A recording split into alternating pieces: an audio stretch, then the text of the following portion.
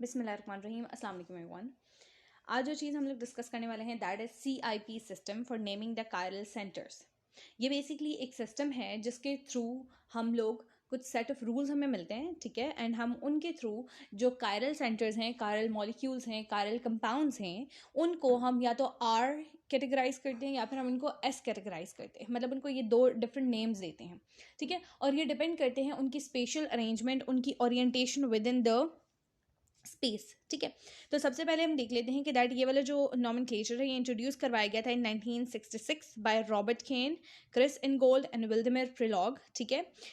इन्हीं के नेम्स को यूज़ करके इसे केन, इनगोल्ड एंड प्रिलॉग सिस्टम कहा जाता है, CIP सिस्टम कहा जाता है, जो कि दिया गया था इन 1966। और इसके थ्रू हम लोग क्या करते हैं कि R and S configuration allot करते हैं डिफरेंट कायरल मॉलिक्यूल्स को depending on their spatial arrangement, ठीक है। जो कायरल मॉलिक्यूल्स हैं, कायरल एटम्स हैं, कायरल सेंटर्स हैं, उनकी इर्द गिर्द जो एटम्स की अरेंजमेंट है वो किस पैटर्न पे हुई हुई है, ठीक है, उसके बेस पे हम इनको R कन्फिग्रेशन देते हैं या फिर S कन्फिग्रेशन देते हैं, ठीक है। अगर हमारे पास वो अरेंजमेंट हुई है इन द राइट मतलब क्लॉकवाइज डायरेक्शन, ठीक है, तो हम इसको कन्फिग्रेशन उस मॉलिक्यूल को जो अलॉट करेंगे that would be R configuration allot होगी, जो कि ये जो R वाला वर्ड है वो हमने एक लैटिन वर्ड रेक्टस से लिया है विच मीन्स राइट हैंडेड। तो क्लॉकवाइज कन्फिग्रेशन हमारे पास इस सिचुएशन में आ जाएगी, ठीक है। उसके बाद अगर हमारे पास जो कन्फिग्रेशन आती है या फिर जो स्पेशल अरेंजमेंट है एटम्स की वो आती है in the left handed direction, ठीक है, तो हम उसके लिए लैटिन वर्ड सिनिस्टर यूज़ करेंगे और उसका इनिशियल S यूज़ करेंगे, ठीक है।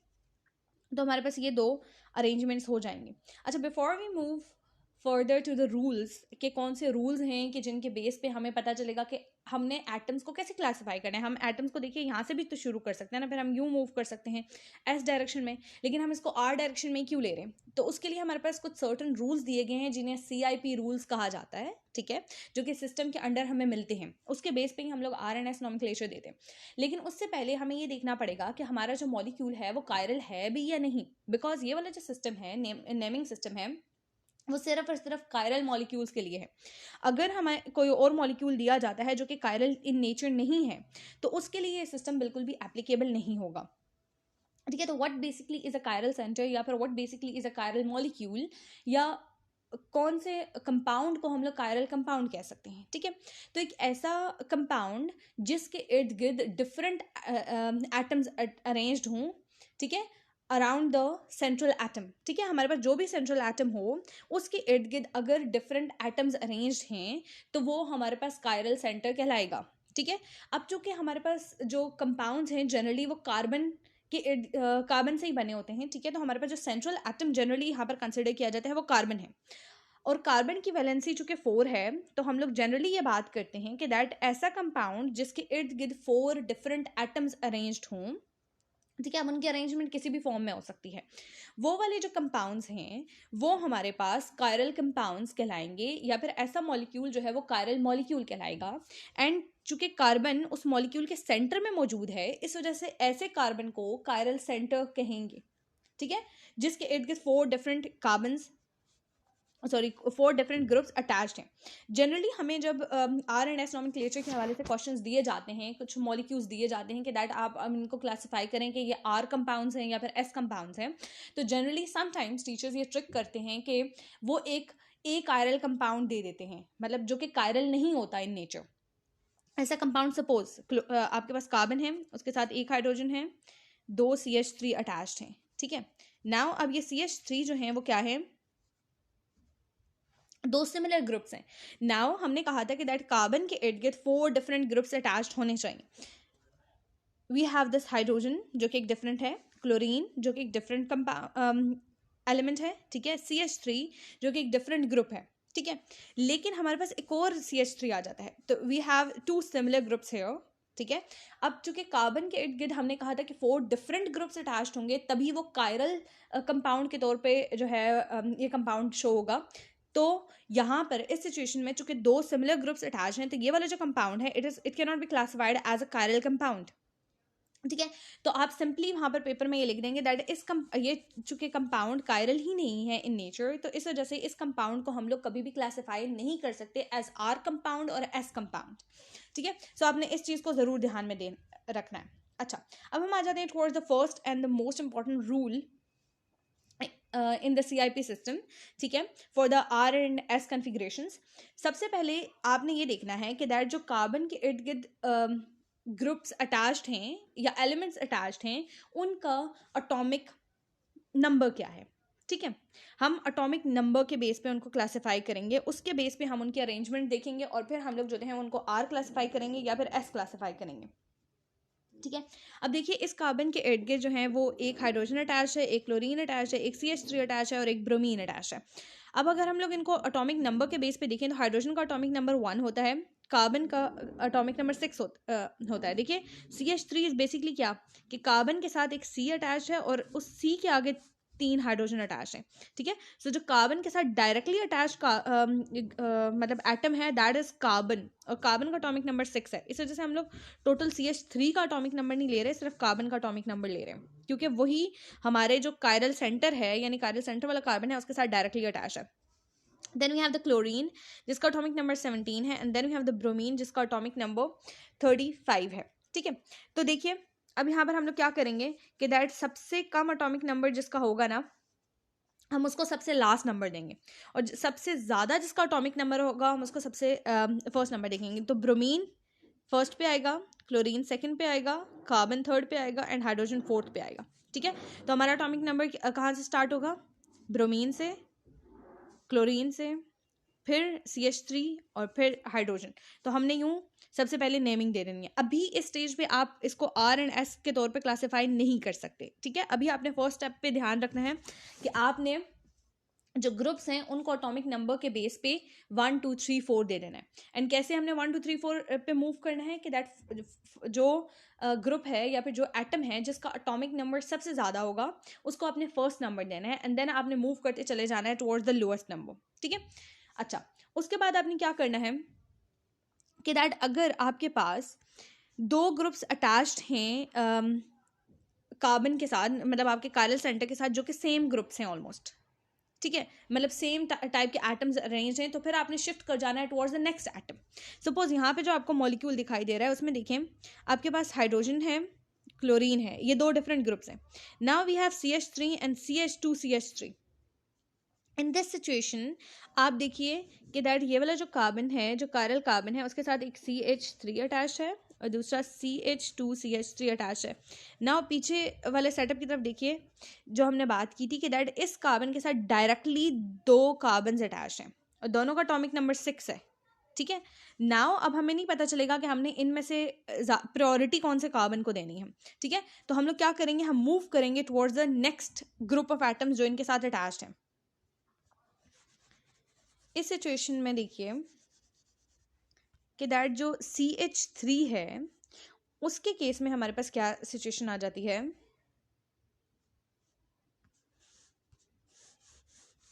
इस सिचुएशन में हमारे पास कार्बन है एक और 3 हाइड्रोजन अटैच्ड हैं। I hope it's visible to you guys. और जो सेकंड CH2CH3 है उसके केस में हमारे पास क्या है, कार्बन कार्बन, एंड देन इस कार्बन के साथ 3 हाइड्रोजन और इस कार्बन के साथ 2 हाइड्रोजन अटैच है। Now in this situation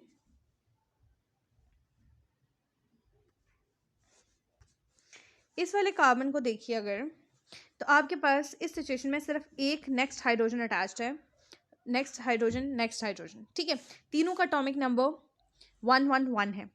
but इस केस में देखिए इस ये वाला जो कार्बन है, ये जो CH2CH3 वाला कार्बन है, ये एक हाइड्रोजन के साथ, एक कार्बन के साथ और एक हाइड्रोजन के साथ अटैच है। तो अब देखिए इसके सिचुएशन में, CH3 की सिचुएशन में, तीनों जो हाइड्रोजन थे उनका एटॉमिक नंबर 111 था, जो कि एक लो एटॉमिक नंबर है। जबकि इस सिचुएशन में हमारे पास क्या है, एक हाइड्रोजन का एटॉमिक नंबर 1, दूसरा ग्रुप जो अटैच है दैट इज कार्बन जिसका एटॉमिक नंबर 6, एंड देन हमारे पास हाइड्रोजन है जिसका एटॉमिक नंबर 1 है। तो अगर हम इन तीनों ग्रुप्स को देखें, इन तीनों एटम्स को देखें और यहाँ पे भी इन तीनों एटम्स को देखें, तो हाई एटॉमिक नंबर को हमने ज़्यादा प्रेफरेंस देनी थी। ठीक है, पहली प्रेफरेंस प्रायोरिटी उसको देनी थी। तो इस सिचुएशन में कार्बन के साथ कार्बन, मतलब एक हायर एटॉमिक नंबर अटैच्ड है, ठीक है, एज कम्पेयर टू कार्बन के साथ एक हाइड्रोजन। तो इस सिचुएशन में हम लोग CH2 CH3 वाले को प्रायोरिटी देंगे। होप सो आपको यहाँ तक ये बात क्लियर हो चुकी होगी। ठीक है, इस वजह से हम लोग क्या करेंगे कि दैट नेक्स्ट एटॉमिक नंबर को, सॉरी हायर एटॉमिक नंबर को हम प्रायोरिटी देंगे। अगेन मैं इस रूल को रिपीट कर देती हूँ कि अगर आपके पास सिमिलर तरह के एटम्स अटैच्ड हैं टू द कायरल सेंटर, ठीक है, तो हमने उन सिमिलर एटम्स को, अब देखिए 2 सिमिलर एटम्स हो गए ना, 6 carbon and 6 atomic number of the carbon, ठीक है, वो सिमिलर हो गए। तो हम क्या करेंगे, हम मूव करेंगे टुवर्ड द नेक्स्ट एटम्स, और ये सिस्टम चलता रहेगा अनटिल एंड अनलेस आपके पास एक पॉइंट ऑफ डिफरेंशिएशन आ जाए। सपोज आपके पास है CH2 CH3 वाला एक ग्रुप, दूसरा ग्रुप है आपके पास CH2 CH2 CH3 वाला, ठीक है। तो अब देखिए यहाँ पर CH2 CH और CH2 CH यहाँ पे 2 सिमिलैरिटीज आ गई। अब पॉइंट ऑफ डिफरेंशिएशन कहाँ आ जाएगा, थर्ड स्टेप में आ जाएगा, ठीक है। तो आप तब तक चलते रहेंगे जब तक पॉइंट ऑफ डिफरेंशिएशन आपको नहीं मिल जाता, और फिर उसके बेस पे आप जो है वो प्रायोरिटी देंगे। तो इस सिचुएशन में देखिए पहली प्रायोरिटी किसको मिलनी चाहिए थी, पहली प्रायोरिटी मिलनी चाहिए थी क्लोरीन को, बिकॉज उसका एटॉमिक नंबर सबसे ज़्यादा है 17, ठीक है। फिर उसके बाद CH2 CH3 वाले ग्रुप को, बिकॉज यहाँ पे 6 का मतलब कार्बन का 6 एटॉमिक नंबर, उससे नेक्स्ट जो है वो अगेन कार्बन का 6 एटॉमिक नंबर। फिर CH3 को आप प्रायोरिटी देंगे थर्ड पोजीशन पे, एंड देन हाइड्रोजन जो है वो आपके पास फोर्थ पोजीशन पे आ जाएगा, बिकॉज उसका एटॉमिक नंबर सबसे कम है, दैट इज 1। अब हम आ जाते हैं कि that if the two atoms have the substance of the same priority, higher priority is assigned to the atoms with more of these substance. Suppose अब आपके पास जो कार्बन एटम है उसके साथ एक ग्रुप अटैच है दैट इज CCl2, और एक ग्रुप अटैच है दैट इज CCl3, ठीक है। यानी ये कि एक कार्बन जिसके साथ आगे 2 क्लोरीन अटैच है, और फिर एक कार्बन जिसके साथ आगे 3 क्लोरीन अटैच है, ठीक है। कुछ ऐसी सिचुएशन ले लीजिए। तो आप क्या करेंगे कि जिसके साथ 3 क्लोरीन अटैच्ड हैं, जाहिर सी बात है उसके पास क्या है 17 17 17 3 प्रायोरिटीज हैं, ठीक है। जबकि जो दूसरा वाला है उसके साथ क्या है, सिर्फ एक 17 वाली प्रायोरिटी है और 2 17 वाली प्रायोरिटीज हैं, ठीक है। तो आप क्या करेंगे कि 3 जिसके पास मतलब ग्रुप्स ऐसे हैं उसको आप प्रेफरेंस देंगे। जैसे यहाँ पर हम एक एग्जाम्पल देख लेते हैं दैट हमारे पास 2 ग्रुप्स अटैच थे, दैट वाज CHCl2 एंड यहाँ पे था CH2Cl, ठीक है। तो अब इस सिचुएशन में देखिए ये जो कार्बन था जो कि डायरेक्टली अटैच्ड है विद द कायरल सेंटर, ठीक है, इसके पास एक हाइड्रोजन, एक क्लोरीन, यानी 1 atomic number, 17 atomic number and 1 atomic number, ठीक है। तो 1 17 1 ये सिचुएशन है, जबकि यहाँ पर क्या है 1 17 17। तो जाहिर सी बात है जिसका एटॉमिक नंबर ज़्यादा होगा हम उसको ज़्यादा प्रेफरेंस देंगे। तो ये वाला ग्रुप जो है जिसके पास 2 क्लोरीन एटम्स हैं हम उसको हायर प्रायोरिटी देंगे। इसके लिए सिंपल सी ट्रिक ये है कि अगर आपके पास हायर प्रायोरिटी वाला एटॉमिक नंबर वाला ग्रुप है ना, उसके अंदर ज़्यादा एटम्स वो वाले मौजूद हैं हायर प्रायोरिटी वाले या हायर एटॉमिक नंबर वाले, तो आप उस ग्रुप को ज़्यादा प्रेफरेंस देंगे। जैसे यहाँ पे देखिए क्लोरीन का एटॉमिक नंबर 17 था ना, वो यहाँ पर 2 है, ठीक है, मतलब ज़्यादा अमाउंट में मौजूद है। तो आप CHCl2 वाले ग्रुप को हायर प्रायोरिटी देंगे as compared to the group जिसके अंदर सिर्फ एक क्लोरीन है। Okay, the larger group may not necessarily have the higher priority over the other, ठीक है। अब लाजमी नहीं है कि कायरल सेंटर के साथ जो ग्रुप अटैच्ड हो वो बहुत ज़्यादा मतलब बड़ा होगा तो ही हम उसको प्रायोरिटी देंगे, ऐसा नहीं हो सकता। सपोज आपके पास देखिए अब ये वाला ग्रुप है that is CH2 CH2 CH2 CH3, देखिए फर्स्ट जो कार्बन है उसके साथ उसका एटॉमिक नंबर 6 है, उसके साथ जो ग्रुप अटैच है उसके मतलब कार्बन वाला उसका भी एटॉमिक नंबर 6 है, ठीक है। एंड आगे हम यहाँ पर मूव करते रहेंगे, ठीक है। तो ऑल्दो ये हमारे पास लार्ज है लेकिन हम दूसरे सिचुएशन देखते हैं कि यहाँ पर जो कार्बन है उसके साथ जो क्लोरीन अटैच है उसका एटॉमिक नंबर 17 है। तो देखिए कहाँ आपका एटॉमिक नंबर 6 और कहाँ आपका एटॉमिक नंबर 17। ऑल्दो ये CH2Cl जो है वो स्मॉलर साइज का ग्रुप है, ठीक है, इसका साइज स्मॉल है, लेकिन इसका एटॉमिक नंबर क्या है, क्लोरीन की वजह से इसका atomic number overall atomic number ज़्यादा हो जाता है। इस वजह से हम CH2Cl को हायर प्रायोरिटी देंगे, ठीक है, मतलब फर्स्ट सेकंड थर्ड प्रायोरिटी देंगे एज कम्पेयर टू दिस, ठीक है। तो आपको यहाँ पर इस रूल से ये पता चलेगा कि आपने ग्रुप के साइज को नहीं देखना, आपने ग्रुप के अंदर जो एलिमेंट मौजूद है, जो एटम मौजूद है, उसके एटॉमिक नंबर पे आपने ध्यान रखना है। ओके अब ऐसे हमारे पास ग्रुप्स जो कि डबल या फिर ट्रिपल बॉन्ड कंसिस्ट करते हैं, हम उन सारे डबल ट्रिपल बॉन्ड्स को सिंगल बॉन्ड्स कंसिडर करेंगे। सपोज आपके पास देखिए सी डबल बॉन्ड सी है, तो इसका क्या मतलब आप लेंगे कि ये वाला जो कायरल कार्बन है, ये वाला कार्बन, ये एक कार्बन और दो कार्बन के साथ अटैच है, ठीक है। तो आप इन दोनों को C6 मतलब इन दोनों के एटॉमिक नंबर्स कंसिडर करेंगे। इसी तरह अगर आपके पास कार्बन ट्रिपल बॉन्ड कार्बन है तो आप कंसिडर करेंगे कि जो आपका कायरल कार्बन है वो आगे 3 ट्रिपल बॉन्डेड है ना, तो मतलब 3 डिफरेंट कार्बन एटम्स के साथ अटैच है, और आप उन तीनों कार्बन एटम्स को एज सिंगल मतलब उस तीनों बॉन्ड्स को as single single atoms consider करेंगे। तो ये सिचुएशन यहाँ पर आपने ध्यान में रखनी है। जैसे यहाँ पर देखिए कि that carbon is double bonded to oxygen and 1 hydrogen. तो हम इसमें क्या सिचुएशन लेंगे, इस केस में हम सिचुएशन लेंगे कि दैट कार्बन जो है एक ऑक्सीजन, दूसरे ऑक्सीजन और एक हाइड्रोजन के साथ अटैच है। तो आप यहाँ पर ये वाली सिचुएशन कंसिडर करेंगे।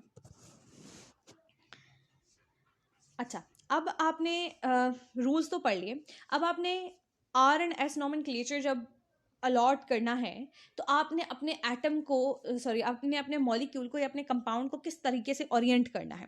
उसके लिए क्या होगा कि दैट आपने देखना है कि आपका जो लोएस्ट प्रायोरिटी वाला जो आपके पास नंबर 4 पे ग्रुप आता है, आपने उसको क्या करना है, आपने हमेशा उसको जो ऐसे बॉन्ड पे रखना है जो कि आपसे दूर है।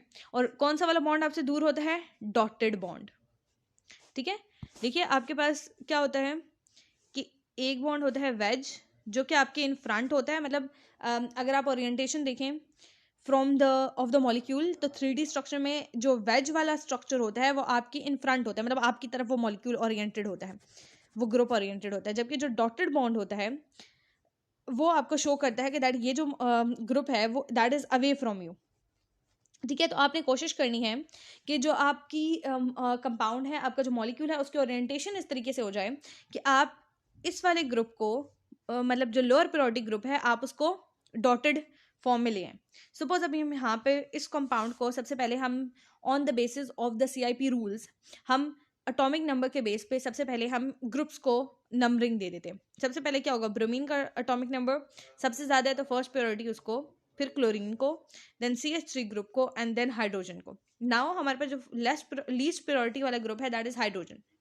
लेकिन देखिए हाइड्रोजन कौन से बॉन्ड पे प्रेजेंट है, प्लेन बॉन्ड पे प्रेजेंट है, जबकि हमने क्या कहा था कि हम अभी इसको शिफ्ट करेंगे टुवर्ड्स द डॉटेड बॉन्ड, ठीक है।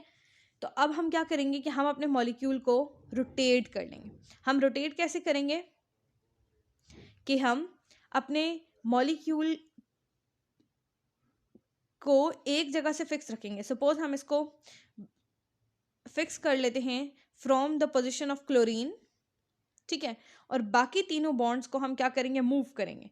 बाकी तीनों बॉन्ड्स को अगर मैं मूव करूं तो हाइड्रोजन जो है वो CH3 की जगह आ जाएगा, तो CH3 किधर कर जाएगा, मूव कर जाएगा ब्रोमीन की जगह, और ब्रोमीन मूव कर जाएगा towards the position of hydrogen, ठीक है। तो यहाँ पे देखिए क्लोरीन को मैंने फिक्स रखा था, हाइड्रोजन मूव कर गया टुवर्ड्स दिस पोजिशन, ठीक है, एंड देन CH3 इधर मूव कर गया एंड ब्रोमीन इस तरफ मूव कर गया, ठीक है। नाउ अब हम क्या करेंगे कि दैट हमारी जो रिक्वायरमेंट थी कि हमारे पास जो हाइड्रोजन है वो क्या होना चाहिए, वो मूव कर जाए टुवर्ड्स द डॉटेड बॉन्ड, वो रिक्वायरमेंट फुलफिल हो गई है। अगेन अब हम क्या करेंगे, हम अपने बाकी तमाम के तमाम जो ग्रुप्स हैं उनको प्रायोरिटाइज कर लेंगे। हाइड्रोजन को थोड़ी देर के लिए कंसिडर कीजिए कि हाइड्रोजन जो है वो एग्जिस्ट ही नहीं कर रहा है, मैं इसको ऐसे रिमूव कर देती हूँ, ठीक है। नाउ अब देखिए हमने इनको प्रायोरिटाइज कर लेते हैं बाकी तीनों ग्रुप्स को। Bromine first position, chlorine second position, CH3 third position. Now you have to move from first second to third. तो अगर हम मूव करें first second to third, we are moving in anti clockwise direction. देखिए कौन सी direction में move करें, anti clockwise direction में मूव करें।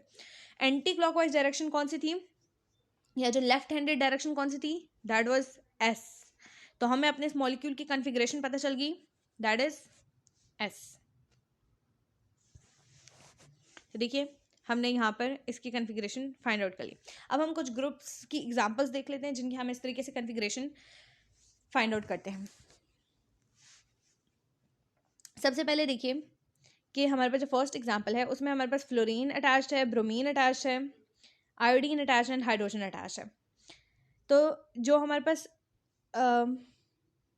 आयोडीन है उसका एटॉमिक नंबर सबसे ज़्यादा है, देन ब्रोमीन का एटॉमिक नंबर है, देन फ्लोरीन का एटॉमिक नंबर है एंड देन हाइड्रोजन का एटॉमिक नंबर है। ठीक है, सबसे पहले हमने एटॉमिक नंबर के बेस पे क्या कर लिया, हमने अपने जो मॉलिक्यूल हैं उनके ग्रुप्स को कैटेगराइज कर लिया on the basis of the atomic number. उसके बाद हमने देखना है कि दैट हमारे पास जो लोएस्ट प्रायोरिटी वाला ग्रुप है वो कौन से वाले बॉन्ड पे मौजूद है, वो वेज पे मौजूद है, डॉट पे मौजूद है या प्लेन बॉन्ड्स पे मौजूद है। तो इस सिचुएशन में देखिए हमारे पास जो हाइड्रोजन है वो पहले से ही डॉटेड बॉन्ड पे मौजूद है, तो हमें अपने मॉलिक्यूल को रोटेट करने की बिल्कुल भी कोई ज़रूरत नहीं है। ओके, अब हम ऐसा करते हैं, इसको थोड़ा सा क्रॉस कर लेते हैं और हम मतलब ऐसे शो करते हैं कि दैट ये मॉलिक्यूल जो है वो एग्जिस्ट ही, ये वाला जो ग्रुप है वो एग्जिस्ट ही नहीं कर रहा।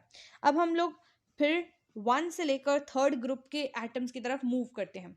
सो let us move 1 2 3 and when we are moving we find out कि हम लोग किस डायरेक्शन में मूव करें, 1 2 3 एंटी क्लॉकवाइज डायरेक्शन में मूव करें। तो इसका ये मतलब है कि हमारे पास जो फर्स्ट ग्रुप है दैट इज एस।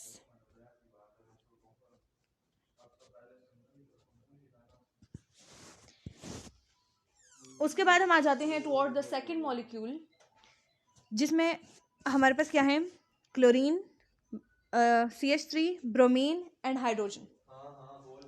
तो अब देखिए हमारे पास क्या है कि ब्रोमीन, उसका एटॉमिक नंबर सबसे ज़्यादा है।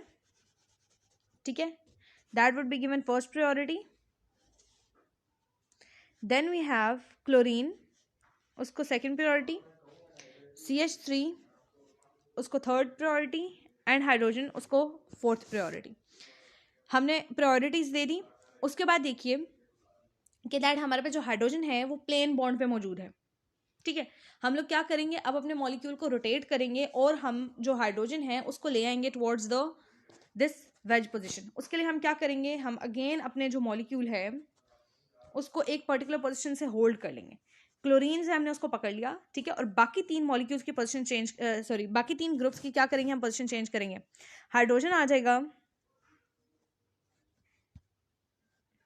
ब्रोमीन की जगह, ब्रोमीन CH3 की जगह एंड CH3 हाइड्रोजन की जगह आ जाएगा। तो हमारे पास मॉलिक्यूल कैसे बनेगा, देखिए कार्बन, उसके पास क्लोरीन, क्लोरीन के बाद हमारे पास आ जाता है,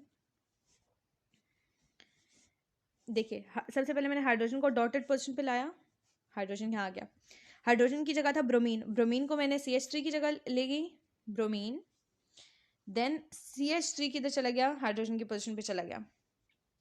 ओके, नाउ वी प्रिटेंड कि हाइड्रोजन एग्जिस्ट ही नहीं कर रहा है। ठीक है, तो मैं यहाँ से हाइड्रोजन को क्या करती हूँ, रिमूव कर देती हूँ और बाकी 3 ग्रुप्स को मैं नेमिंग दे देती हूँ। सबसे पहले आ गया ब्रोमीन, सेकंड पे आ गया क्लोरीन, 3rd पे आ गया CH3। नाउ हम लोग मूव करेंगे from 1 to 3। So we are gonna move from 1 to 3। So as you can see we are moving in the right direction, in the clockwise direction। ठीक है, तो इसका क्या मतलब हो जाएगा, इसका ये मतलब हो जाएगा कि दैट हमारे पास ये वाला जो ग्रुप है ये कौन सा हो गया, R। होप सो आपको ये वाली बात क्लियर हो चुकी होगी। अब हम मूव करते हैं टुवर्ड्स आवर 3rd कंपाउंड। सो अब हम लोग देख लेते हैं, सबसे पहले हमारे पास जो फर्स्ट ग्रुप है that is going to be sulphur. ठीक है, सल्फर का एटॉमिक नंबर जो है वो कार्बन से ज़्यादा होगा, तो हम इसको फर्स्ट प्रायोरिटी देंगे। सेकंड आ जाता है हमारे पास हाइड्रोजन, मतलब सेकंड ग्रुप है हमारे पास हाइड्रोजन, 3rd ग्रुप है हमारे पास CH3 and 4th group again हमारे पास हाइड्रोजन है। Now you can see here कि दैट हमारे पास 2 सिमिलर ग्रुप्स हैं, hydrogen and hydrogen.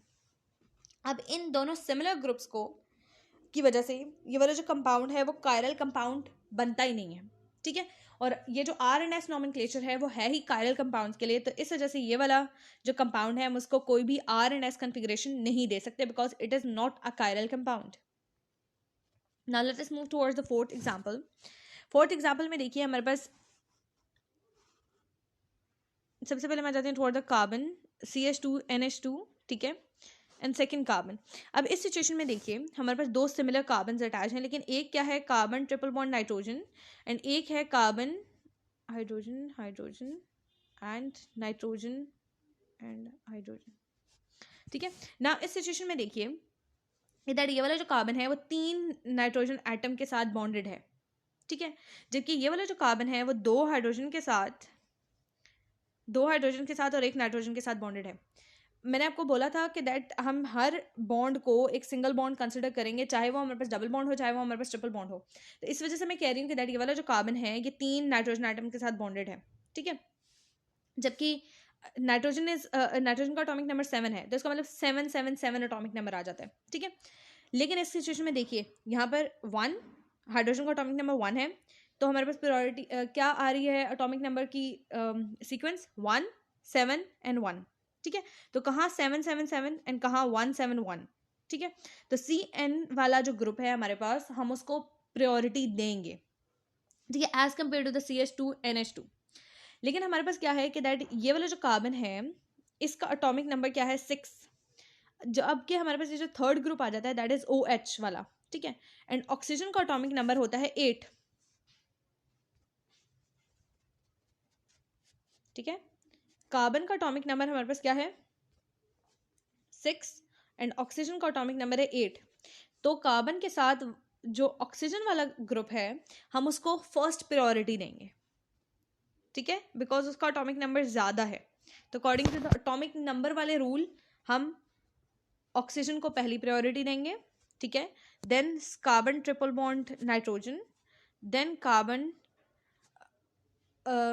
And amine वाला group, carbon hydrogen and nitrogen वाला ग्रुप, एंड देन फोर्थ पे हमारे पास हाइड्रोजन आ जाता है जिसका एटॉमिक नंबर ही 1 है, तो ये लीस्ट प्रायोरिटी पे चला जाता है. अगेन अब हम क्या करेंगे कि हम जो है वो रोटेट करेंगे बाकी सारे मॉलिक्यूल्स को. तो अब हम इस सिचुएशन बाकी सारे एटम्स को across the carbon single bond, ठीक है. तो हम लोग क्या करेंगे कि दैट यहाँ से OH वाले ग्रुप को हम पकड़ लेंगे और बाकी तमाम पोजीशंस को रोटेट करेंगे. हाइड्रोजन को नहीं, ऐसा करते हैं उल्टा मूव करवाते हैं. हाइड्रोजन को हम ले जाते हैं CH2NH2 वाले ग्रुप की तरफ और वो चला जाएगा CN की जगह और CN जो है वो इस पोजीशन पे आ जाएगा. तो देखिए यहाँ पर क्या हो जाएगा OH एंड अच्छा अब यहाँ पर आ गया हाइड्रोजन, यहाँ पे चला जाता है CH2NH2 एंड इस पोजीशन पे आ जाएगा C triple bond N. Again हम हाइड्रोजन अब चूंकि लीस्ट प्रायोरिटी पे चला गया हम उसको रिमूव कर देते हैं, बाकी ग्रुप्स की तरफ आ जाते हैं. सबसे पहले आ जाता है OH वाला ग्रुप, उसको first priority, then CN second priority and then this third priority. अब हम लोग फर्स्ट सेकंड थर्ड प्रायोरिटी की तरफ मूव करते हैं. This would give us an R configuration. So हमारे पास देखिए जो अभी तक हमने एग्जाम्पल की हैं S कॉन्फ़िगरेशन, R कॉन्फ़िगरेशन, कोई कॉन्फ़िगरेशन नहीं एंड R कॉन्फ़िगरेशन. अब फिफ्थ एग्जाम्पल को आप खुद से सॉल्व करेंगे और आप बताएंगे कि आपको समझ आई है कि नहीं आई.